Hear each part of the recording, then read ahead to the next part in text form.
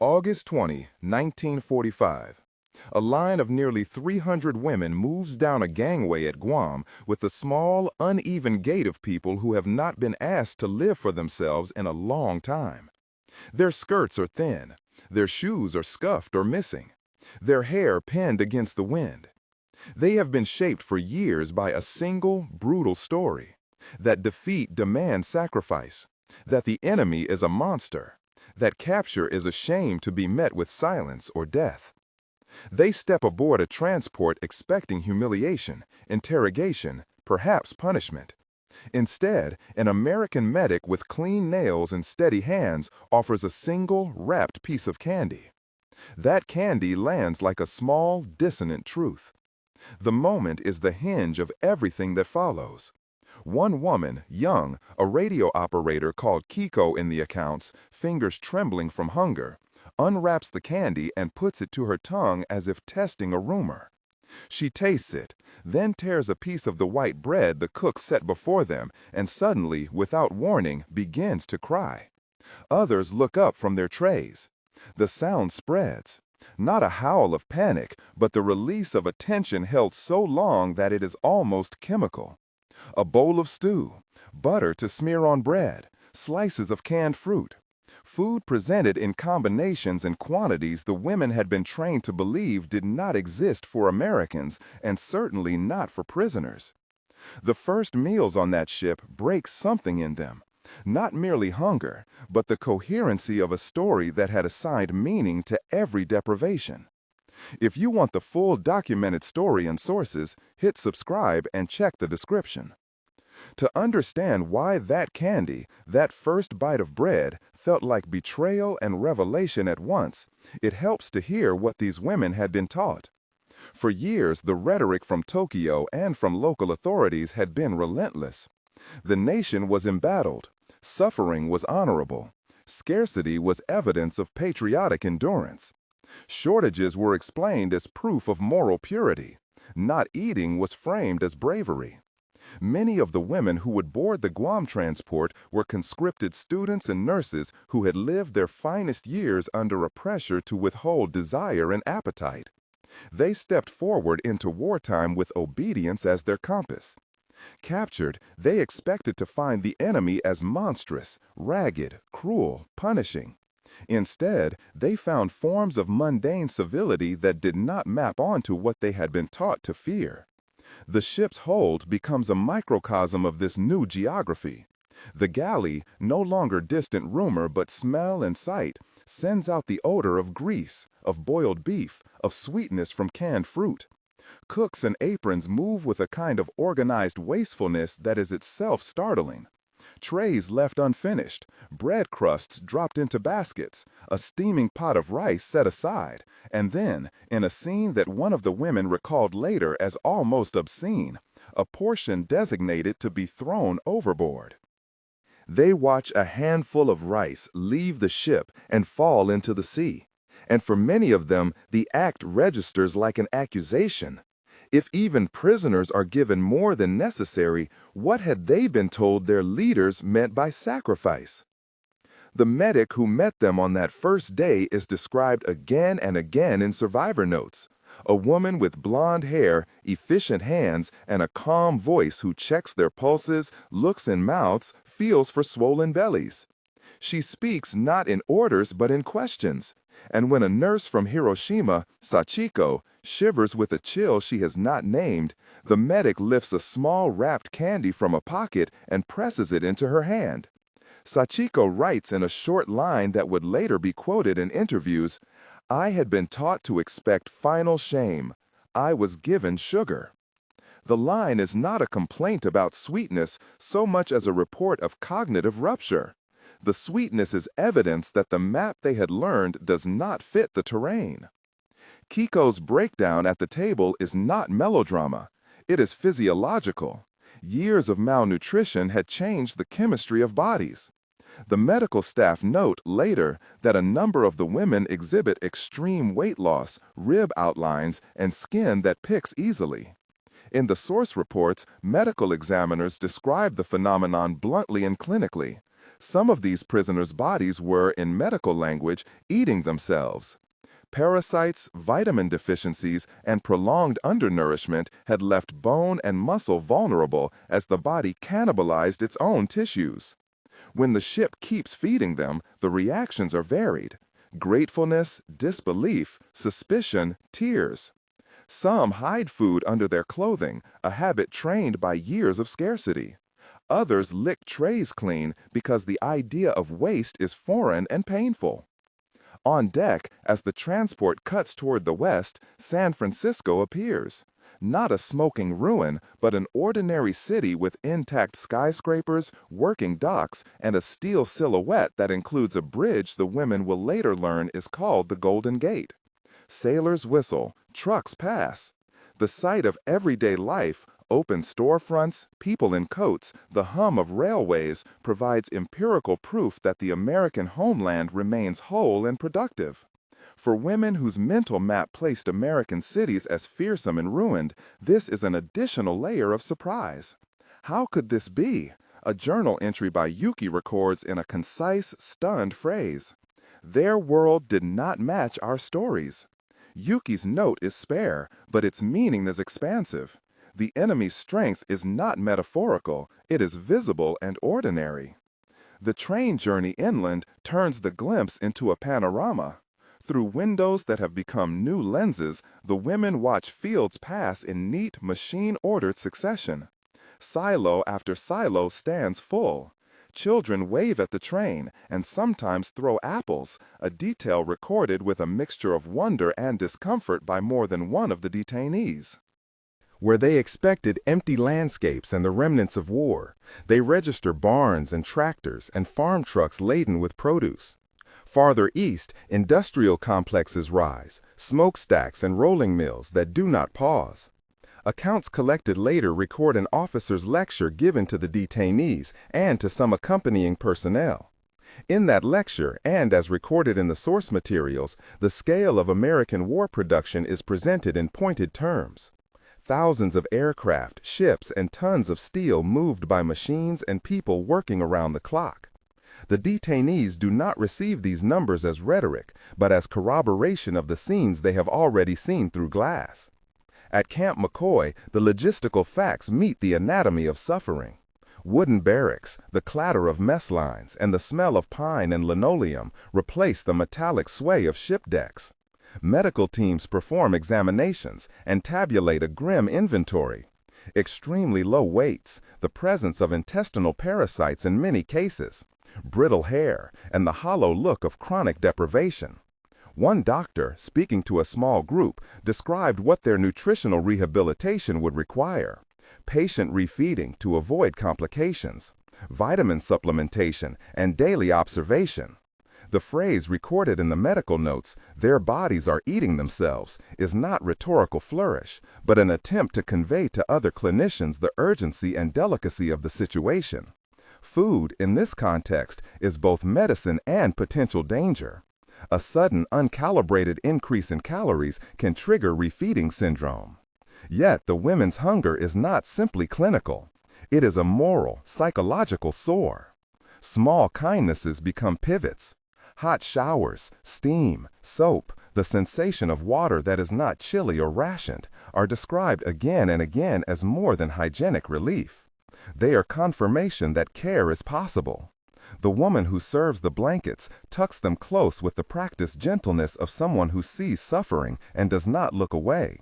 The interpreter, a Japanese-American soldier in uniform, sits in the mess and listens as the women fumble with new words, learning terms that describe things they had been taught to mistrust.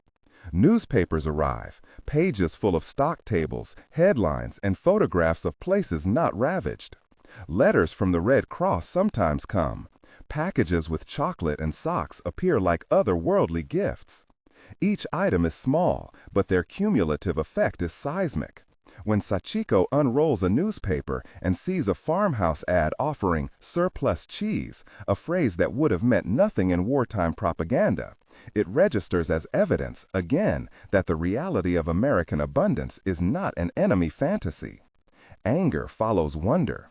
It is not always directed outward toward the American men and women who feed and bathe them.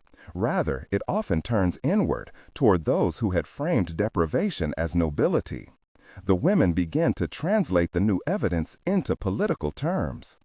One detainee, after reading a stack of captured leaflets and newspapers, writes with a syntax that tightens into accusation.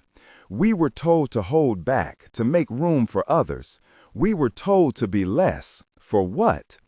In other words, the moral architecture that honored their suffering begins to crack, and what fills the breach is bitterness at the leadership that shaped that architecture.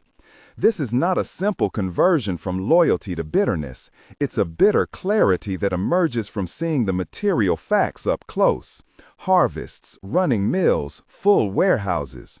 In their notebooks and whispered conversations, the women map how propaganda had reimagined scarcity as virtue, and now they see abundance being used to justify sacrifice, a moral calculus that feels like treachery.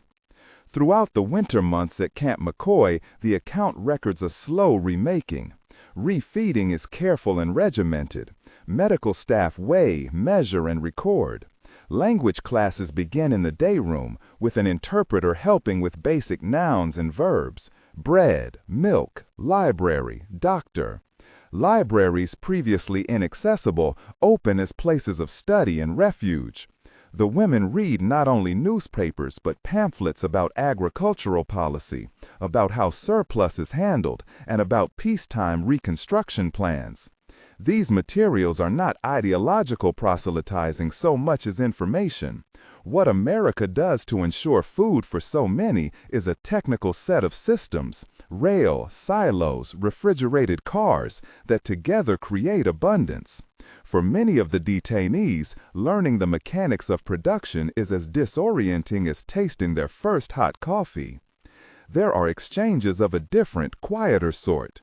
Guards who walk the compound sometimes sit on a crate and answer clumsy questions about baseball or about trains. A sailor shows how to wind a watch. A medic brings a radio and lets the women listen to an American variety show. The laughter on the broadcast sounds like a foreign language of ease. These small human encounters do not erase the asymmetry of captivity or the original harm of war, but they complicate the detainee's scripts. An enemy can be courteous, a captor can show empathy. For some, this person-to-person kindness feels like an insult because it undermines the justifications they had been given for suffering.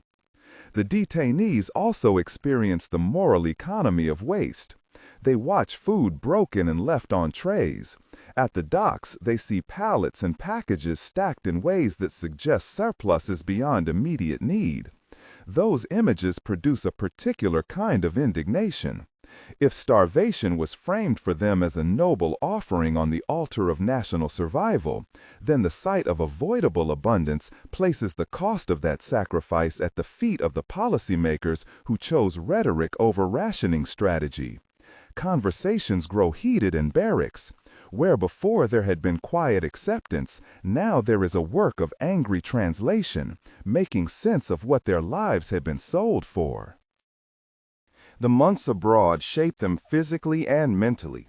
Nurse trainees like Kiko, who had tended the sick in bomb-shattered wards, find themselves both patient and pupil as U.S. nurses demonstrate wound care, hygiene, and feeding plans.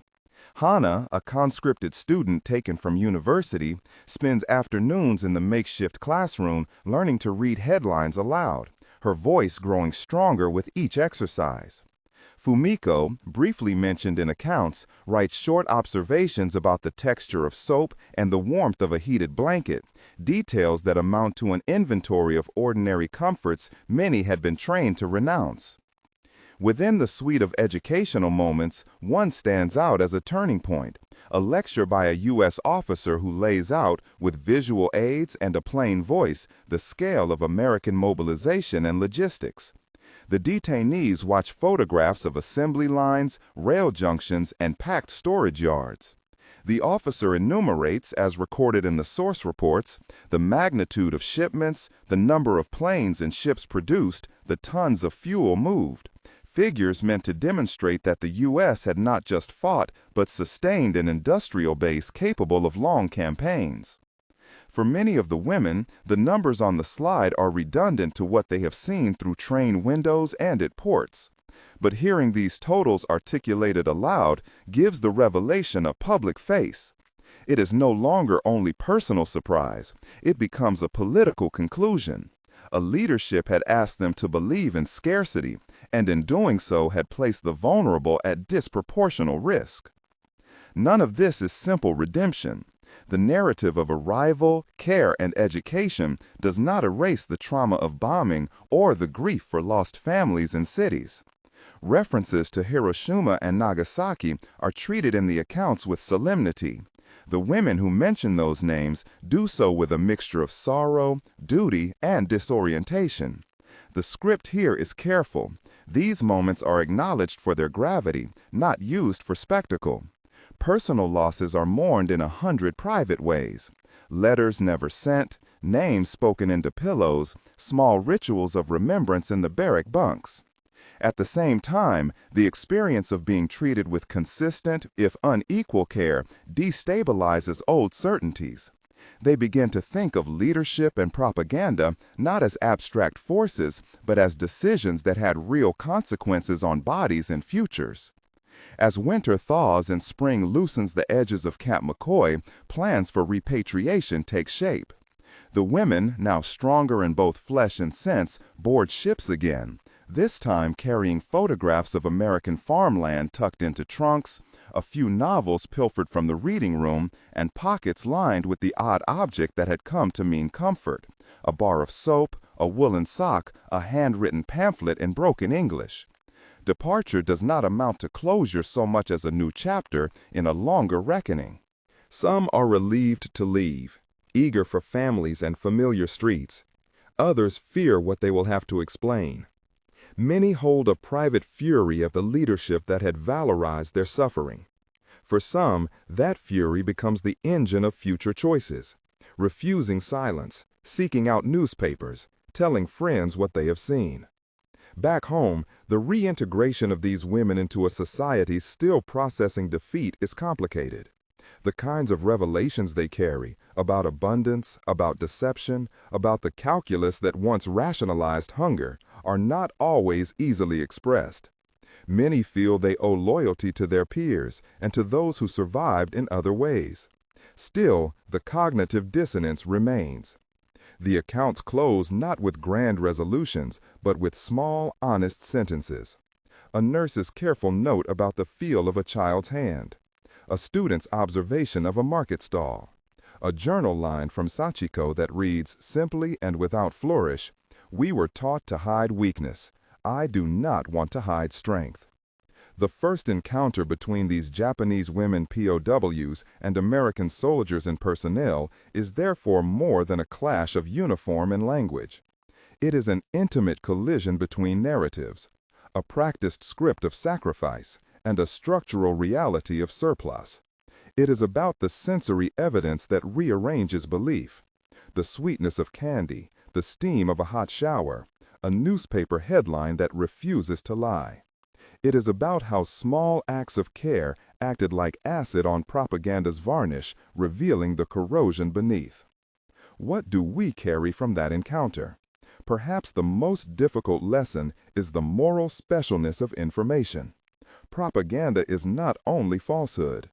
It is an architecture of consent that redirects lives. When people train themselves to confuse scarcity with dignity, they are sometimes asked to pay with their bodies. The women who walked down that gangway at Guam did not all become outspoken critics. Some bore their new knowledge quietly. But the seed of doubt was planted by a candy wrapper and the sight of a bridge standing intact. The cognitive dissonance became a catalyst for claiming a different kind of agency. Not always public or heroic, but honest. Their story is not a simple morality play. It does not pretend that American abundance absolved the harms of war or that compassion can erase grief. It does insist, though, that human kindness, mundane, repetitive, and sometimes awkward, can be a destabilizing force when wielded against narratives that justify suffering. For these women, the first encounter was not merely contact with an enemy. It was the moment a received story began to fall apart.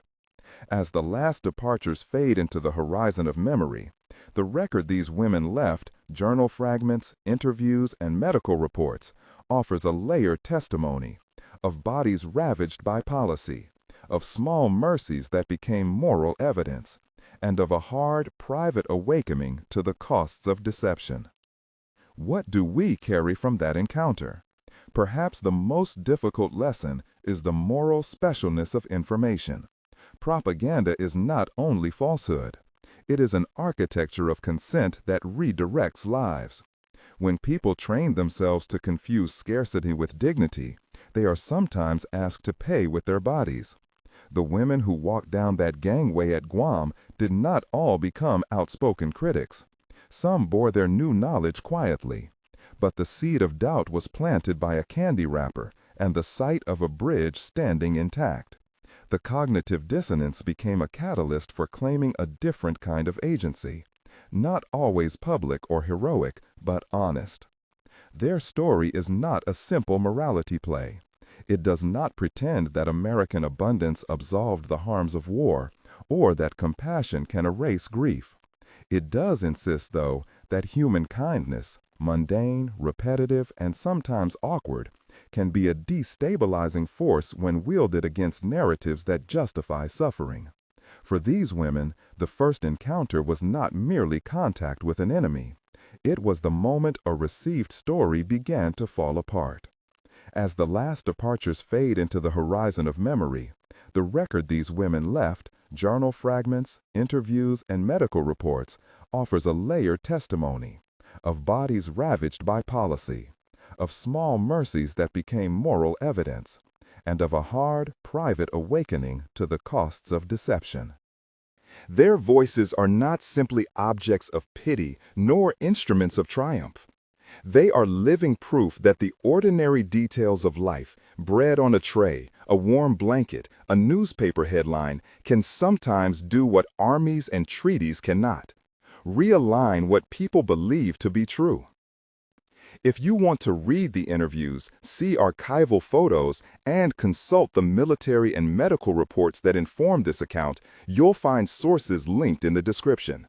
Subscribe for more carefully sourced historical deep dives into moments where ordinary encounters reveal extraordinary truths.